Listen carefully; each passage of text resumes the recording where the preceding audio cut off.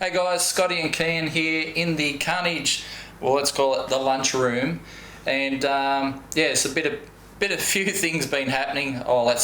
There's something going on a little bit worldwide at the moment. Just a little bit of a cough going around. Yeah, nothing serious. That's all right. We've got our social distancing, maybe. So anyway, there's a bit been happening. There's been a few call-outs, and that's what we wanted to respond to. The first of was Mafia Boys World, who's one of our biggest fans and constant commenter on our YouTube channel. Really nice dude, based in Queensland. He's got a 1JZ Crusader, and he wants to put it up against the Trollvo. And we were going to do that at Rocky Nats, but Rocky Nats, I think, has been put off. Brand new event put together by the guys who run Summer Nats and Motorex, so big festival, sort of Red Centre Nats vibe. You've been to Red Centre Nats before, but in Rockhampton instead. So it's going to be awesome, and then it got pushed back, like everything else. Yeah. So our plan is to take the Trollvo up there, and we'll do some head-to-head battles with MAF as well. So we'll see how that all pans out, but at the moment it's all on hold. There's also our little mini call out, I guess, with the boys at Max Performance. Our VN against the EA was supposed to happen last weekend. Yeah, funny that, because I just took the VN to get fuel before, and it still has the Buick in it, so that wouldn't have gone very well. Probably not, but if we knew 3 weeks ago that the drag challenge wasn't going to happen because we pulled the pin on it, knowing that things were going to get worse, and just week by week we were just laughing at ourselves, just going, how idiotic to think that we could possibly run a drag meeting in this sort of climate. And so we pulled the pin on drag challenge, was nearly 4 weeks ago now. It was supposed to happen last weekend. It did not happen. That's drag challenge weekend, I should specify. Drag challenge weekend. It was going to be in Sydney. We were going to do Sydney, then Sydney, then Sydney, which people were like, you're going to do 3 days at the track, one after the other? Yeah. And we're going to send them out some very cool drives. And it was going to be awesome.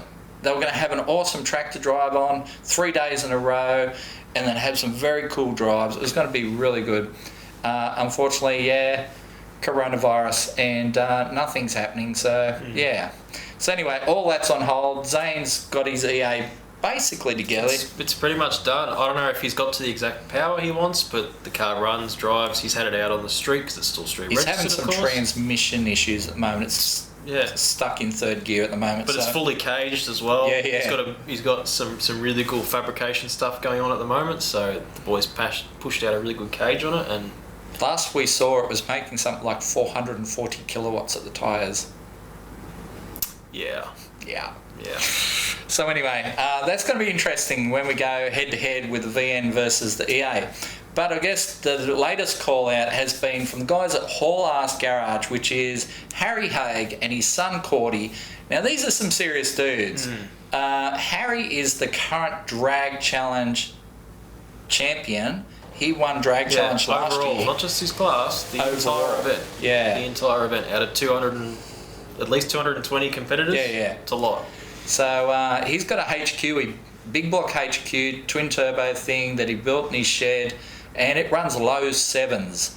It is a serious car. To win Drag Challenge, you've got to have a serious car, and that car is serious. And Harry's a serious racer. I mean, he's been to Drag Week a whole bunch of times. He's come away with trophies a couple of times from Drag Week in a Chevelle. Again, they bang together in other people's workshops. If you've seen an orange Chevelle on the internet anywhere with 2 turbos out of the bonnet, a really ratty looking one, that was him. That's Harry. Yeah. So, and then his son Cordy, they banged together this little Corolla in their garage again, and with a turbo 5.3, and that thing ran 8s. Cordy is like 16.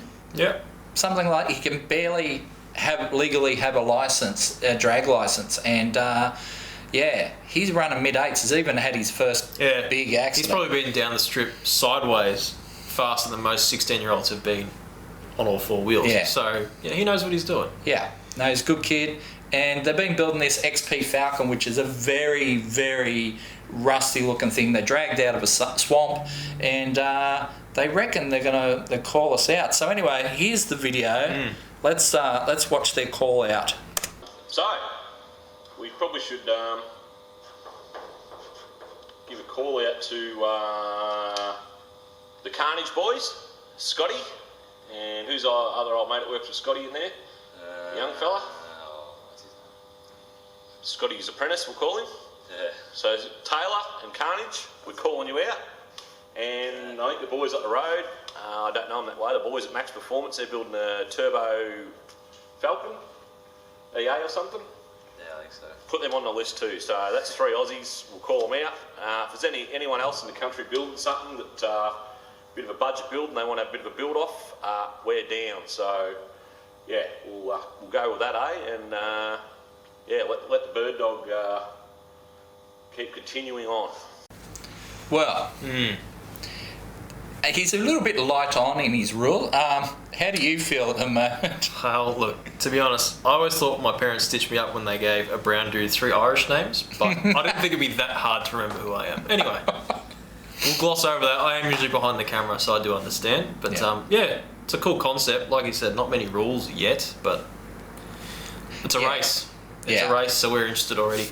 So, I did talk to Harry on the weekend a little bit about this. His thoughts were like, try and build something for about 10 grand, make it fast, but just something probably a bit ratty. And we kind of have the perfect car, I think, in the Rust-Oleum wagon.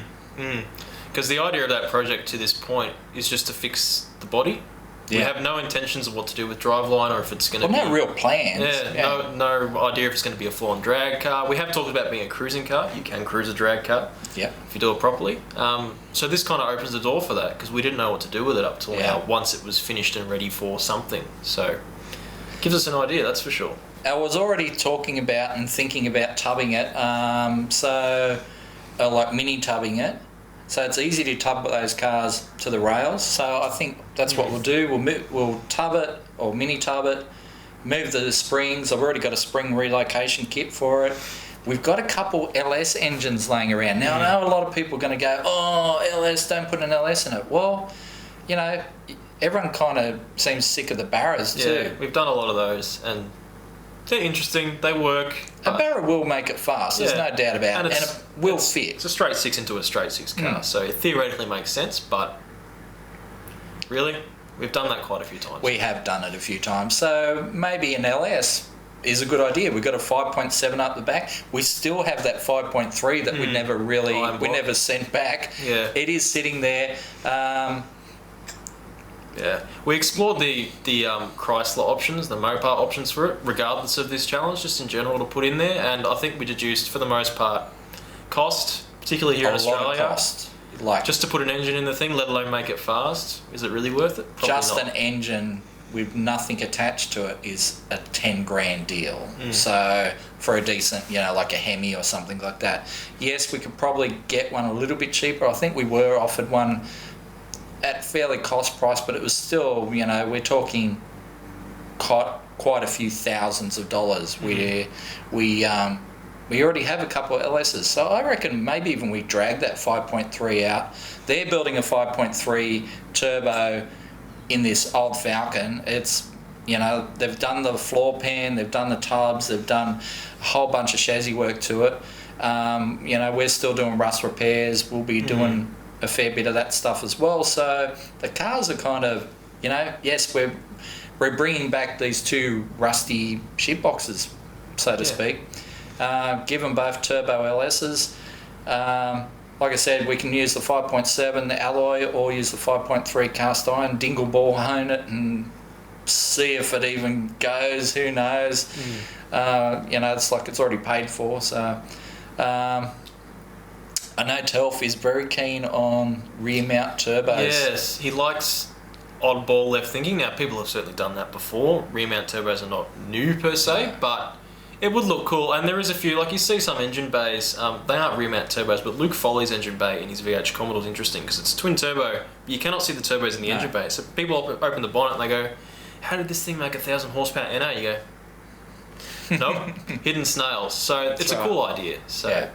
So, if we could do a eBay, GT42 or 45 or something, mounted up the back, scavenge pump, How much power can you make with an LS with eBay parts? Like, maybe that's a thing. Options.